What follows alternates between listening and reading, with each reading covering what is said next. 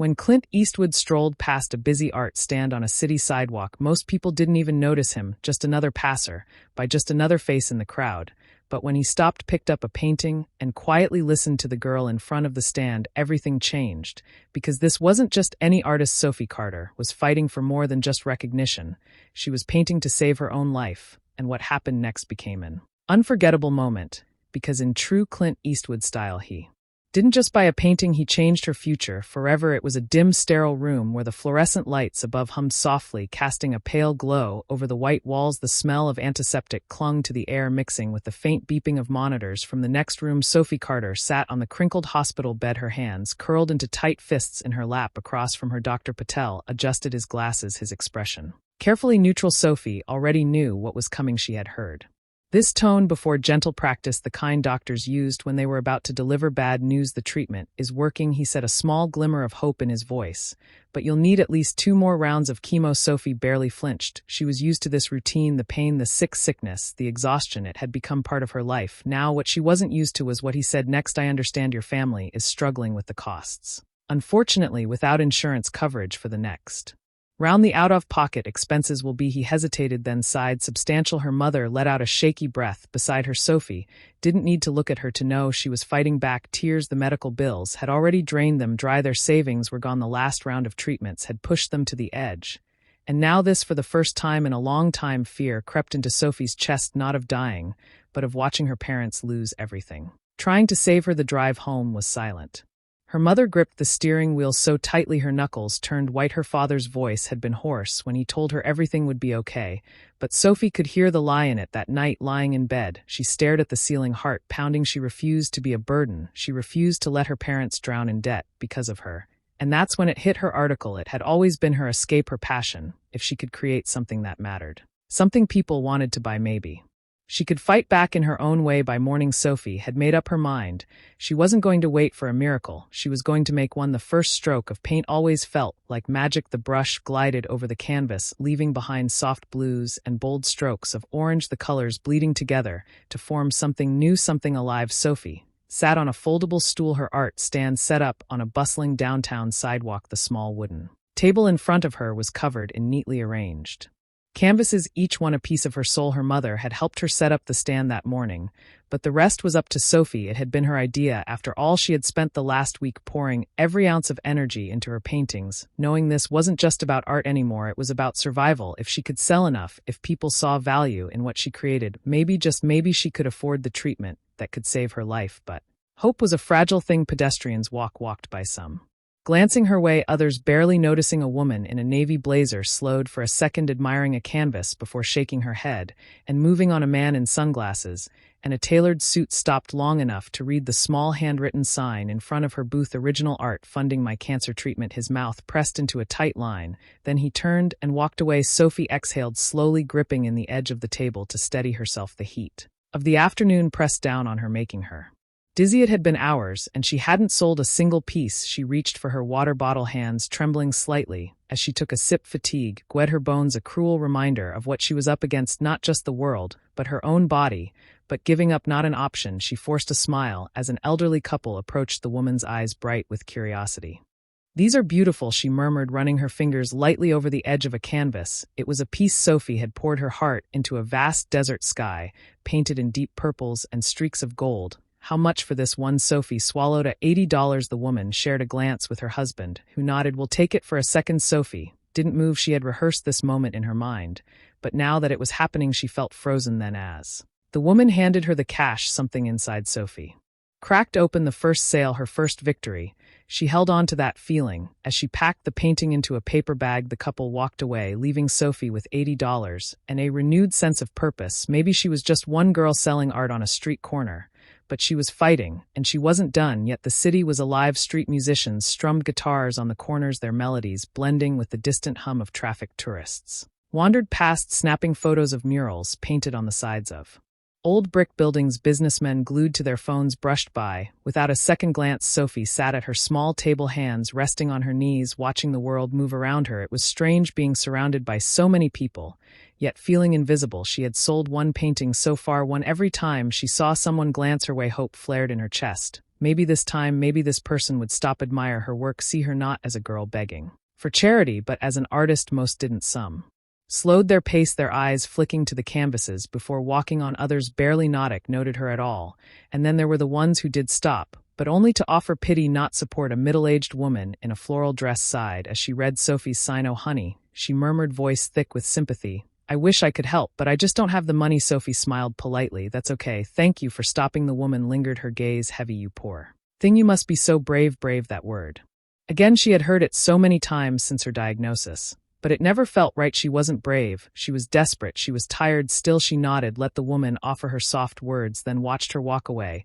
Just like the others, not long after, a different kind of customer showed up. A man in a leather jacket, sunglasses perched on his head, sauntered up to her stand. He eyed the paintings for a moment before letting out a low, amused scoff. "Nobody buys real art anymore, kid," he muttered. "You should try selling prints, or I don't know, TikTok commissions." Sophie's hands clenched into fists. She bit back the sharp response on the tip of her tongue, swallowing the anger that burned at the back of her throat. She had dealt with people like this before, people who didn't understand, who thought dreams weren't worth chasing. "I don't need your advice," she said simply. "I just need to fight." The man snorted, but didn't argue. He walked away, blending into the crowd. Sophie let out a slow breath. She refused to let frustration win, because somewhere in this city, maybe today, maybe tomorrow, someone would see her, and that would change everything. By the fourth day, Sophie was exhausted, her body ached from sitting on the hard metal stool, her muscles weak from chemo treatments. The summer heat pressed against her skin, making her dizzy. She had sold 3 paintings in total. It wasn't enough, not even close. She tried to stay optimistic, but the weight of reality was creeping in. Maybe the man in the leather jacket was right, maybe no one cared. And then out of nowhere, someone stopped. Not just any customer, a journalist. She was young, maybe in her late 20s, carrying a notebook and a press badge clipped to her bag. Her dark brown hair was tied back in a loose ponytail, and her eyes lit up as she took in Sophie's stand. "This is beautiful," she said, gesturing toward a canvas of a twilight cityscape. "Did you paint all of these yourself?" Sophie blinked, nodding slowly. "Yeah." The journalist smiled, pulling out her phone. "I run a small online arts blog. I love finding hidden talent in the city. Mind if I take a few photos?" Sophie hesitated. "Wait, really?" For the next few minutes, the woman took pictures of the paintings of Sophie, sitting at her stand, of the small handwritten sign, explaining why she was selling them. Then she asked the question Sophie wasn't expecting. "What's your story?" So Sophie told her about the hospital visits, about the medical bills piling up, about how she refused to let her parents struggle alone. The journalist nodded, thoughtfully jotting notes in the corner of her notebook. "People should hear this," she said. "I'll make sure they do." Sophie didn't think much of it. People made promises all the time, but the next morning when she arrived at her stand, something was different. More people were stopping, not just to look but to buy. A woman bought 2 paintings in a row. A young couple flipped through her canvases, debating which one to take home. By noon, she had sold more paintings than she had in the last 4 days combined. Then her phone buzzed. It was a message from Lucas, her best friend. "Dude, check this out." She clicked the link. It was an article, her article, "Fighting for Art, Fighting for Life, the teen who's painting her way to chemo." And at the bottom, thousands of shares. Sophie's heart pounded. This was real. But even then, she didn't know just how big this moment was about to become, because her biggest customer, yet he was already on his way. The afternoon sun cast long shadows over the sidewalk, stretching past Sophie's stand, as another wave of pedestrians rushed by. The city was a blur of movement, people lost in their own worlds, their own problems, their own distractions. Sophie wiped the sweat from her forehead, trying to ignore the dizziness creeping in her body was screaming at her to rest. But rest wouldn't pay for chemo. She exhaled, tailed adjusting the small stack of paintings on her table. The feature in the arts blog had helped. Sales were picking up, but she was still far from her goal. And then, without warning, the energy around her shifted, a quiet presence, a stillness that felt out of place amid the city's chaos. She felt it before she saw him. A tall, older man had stopped at her stand. He wasn't like the others. He wasn't glancing at his phone, wasn't rushing to his next meeting. He stood completely still, hands tucked into the pockets of a weathered leather jacket, a cowboy hat tilted low over his face. He was studying her paintings, not just looking, but really seeing. Sophie barely paid him any mind at first. She had seen all kinds of customers, curious tourists, skeptical businessmen, distracted shoppers, who pretended to be interested only to walk away. But this guy, something about him was different. She was too tired to place. "Why, see anything you like?" she asked, her voice horror. From the long day, the man smirked, "Just a little, just enough for her to notice." "Depends," he said, his voice grawly, slow, unmistakably familiar. What's the story behind these? Sophie hesitated. Most people asked about the prices, not the story. She glanced at him again properly. This time his face was lined with age, but his piercing blue eyes held something sharp, something steady, like they had seen 100 lifetimes, and still weren't easily impressed. Something about him felt like an old western come to life. She cleared her throat. I paint because I have to. She said simply, it's the only thing I can control right now. He didn't blink. He just waited, letting the silence do the work. So she told him about the diagnosis, about the ticking clock the doctors had given her, about how every brush stroke, every sale wasn't just about survival, it was about taking back her life. And when she finished, the man didn't offer sympathy. He just nodded. And then he reached for a painting. The man lifted a black and white canvas from the table, tilting it slightly in the light. It was one of Sophie's favorites, a vast desert landscape, the silhouette of a lone cowboy standing in the distance, the contrast between light and shadow, the endless sky above it had taken her weeks to perfect. The man studied it carefully. Then with a slow nod he spoke, I'll take this one. Sophie barely reacted at first. She had done this a dozen times before, customers picking a piece, handing over cash, walking away. Without a second thought she swallowed, running a hand through the back of her short cropped hair. Okay, it's $200. The man didn't even reach for his wallet. Instead, he pulled out a checkbook. Sophie blinked, thrown off by the unexpected gesture. No one carried checkbooks anymore. She watched as he uncapped a pen, his movements slow, deliberate.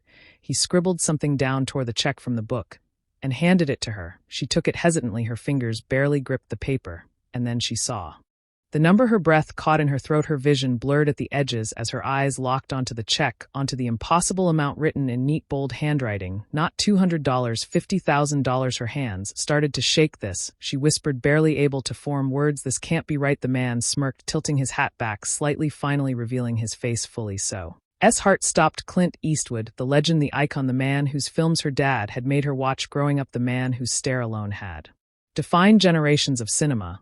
And here he was standing in front of her, buying her art, no, changing her life. She couldn't breathe as she started shaking her head in disbelief. I can't take this. Clint's eyes didn't waver. It's not charity. He said, it's a damn good painting. Sophie felt like the ground beneath her had disappeared. People were staring now. The few pedestrians nearby had taken notice, their whispers growing louder. Someone pulled out a phone, snapping a picture, but Sophie didn't care about the crowd. She looked at Clint, really looked at him, and saw something deeper in his expression, a quiet understanding. He knew what it meant to fight for, or something. He had spent his life doing it. And now, in the middle of a busy street, he had just given her a chance to keep fighting. Her hands clenched around the check. For the first time in a long time, Sophie felt something she hadn't felt in months, hope.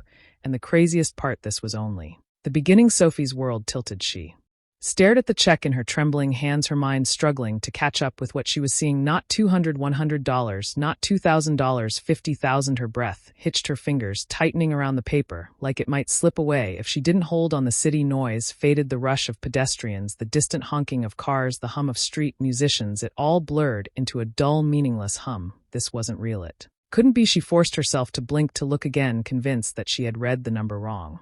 But there it was, clear as day, $50,000. Her stomach flipped, her pulse thundered in her ears. This, she whispered, her voice cracking under the weight of it. This must be a mistake. She looked up at the man, the cowboy in the leather jacket, the one who had spent the last few minutes casually flipping through her paintings like he had all the time in the world, and now standing under the glare of the afternoon sun. She saw him for the first time, the sharp blue eyes, the familiar smirk, the quiet confidence of a man who had spent a lifetime unshaken by the world around him. Her breath caught. Clint Eastwood, the legend himself. The realization hit her like a freight train. Her father's favorite actor, the man whose movies had played in her living room every weekend growing up, the Hollywood icon, who didn't just play tough guys on screen. He was one in real life. And now he was standing in front of her, handing her a check that could change everything. He watched her carefully, reading the shock on her face. Then he smirked. No mistake, kid. His voice was low, steady. You just keep painting. Sophie swallowed hard. Her legs felt like they might give out. She opened her mouth, trying to form words. Thank you. Why are you doing this? I don't deserve this. But nothing came out, because nothing in her life had ever prepared her for this moment. And it wasn't over yet. At first no one noticed. The city moved on, as it always did, fast, distracted, unaware of the history unfolding right here on the sidewalk. Then the first whisper, someone, a teenage boy with earbuds jammed into his ears, stopped mid-step, his head tilting as he stared at Clint. His eyes widened. Wait, he muttered, his voice uncertain, but growing louder. Is that Clint Eastwood? A woman nearby turned, her phone half raised. She squinted, her gaze flicking between Sophie's stand and the man in the worn-out cowboy hat. Then a second whisper, then a third. Then it happened, a flurry of movement, people stopping in their tracks, heads whipping around, conversations Halting someone gasped another person snapped a photo, and just like that the quiet afternoon turned into a frenzy, the whispers turned into shouts, "Oh my God, it's really him, Clint Eastwood, is here right here on this sidewalk. Why is he wait, is he buying a painting, what's going on?" Phones shot up in every direction. A group of college students rushed closer, their voices filled with disbelief. A businesswoman in high heels nearly tripped as she backtracked, pulling her assistant along with her. Then the tipping point, a man in a suit, someone who had walked past Sophie's stand earlier, without a second glance, turned back around. "What's happening?" he asked, stepping closer.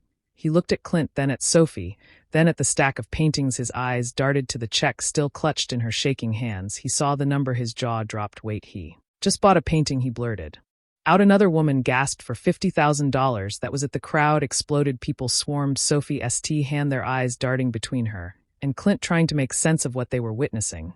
And then the wildest thing happened. Someone reached for a painting. "I'll take this one." A man in a blue polo shirt called out, grabbing a cityscape painting and pulling out his wallet before Sophie could even process that. Sala, another hand shot forward. "And this one, how much is it?" a woman asked, hurriedly flipping through the remaining pieces. Within minutes, the paintings that had been ignored for days were being snatched up one by one. People didn't even haggle. They didn't ask questions. They just bought. A teenage girl pulled out her phone and turned to her mom. "I need cash now. I want one before they're gone." Sophie sat there stunned as her once quiet booth transformed into the hottest attraction in the city. It was insane, and Clint just stood there calm as ever, hands in his pockets, watching it all unfold. Finally, he leaned in slightly and muttered just loud enough for Sophie to hear, "Told you, kid, just keep painting."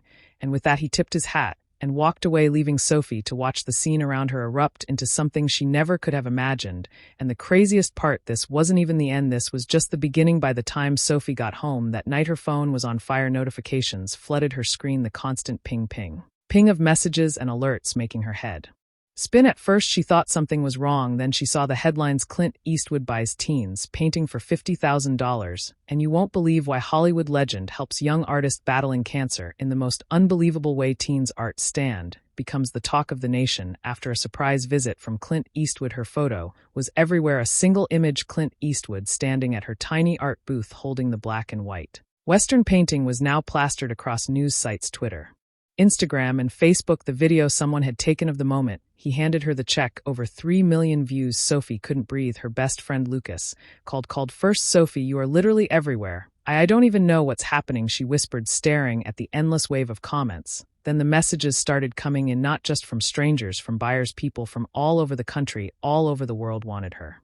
paintings. "Hi Sophie, I'd love to buy a piece of your work. Do you ship to Texas? Your story inspired me so much. I'd like to commission a painting, any price, just name it. My daughter is also fighting cancer. Your strength gives us hope. I'd love to buy something to support you." Sophie's hands shook. She scrolled, heart pounding. Dozens of messages turned into hundreds, then thousands. Orders, donations, requests for interviews. Then the email that stopped her cold. Subject: gallery inquiry. She clicked on it with trembling fingers. A prestigious gallery owner in New York wanted to represent her. "Sophie, your story is remarkable. We'd love to showcase your work in our upcoming exhibition. Let's talk." Sophie pressed a hand against her chest, feeling her heart hammer against her ribs. This was real. She wasn't just selling paintings anymore. She had become a symbol of resilience. 1 month later, Sophie walked into the hospital for her final round of treatment, paid in full, every bill, every debt, every crushing financial burden that had once threatened her future gone because of one painting, because of one moment, because a man in a cowboy hat had stopped, listened, and believed in her. The chemo was rough,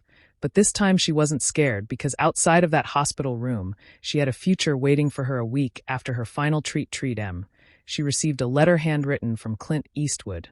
She opened it carefully, her fingers shaking. "Sophie, your fight reminds me why some stories still matter. Never stop telling yours." Clint, tears welled in her eyes. She folded the letter carefully, pressing it to her chest. Then later that night she picked up a brush and started to paint. Her first official gallery show was set for the next month. Her inbox was flooded with commission requests. Her career was just beginning, but there was one painting she would never sell, the first one she had ever sold, the black and white Western landscape. It now hung in Clint Eastwood's private collection, a reminder that true grit, it isn't just in Western. This story was intense, but this story on the right hand side is even more insane.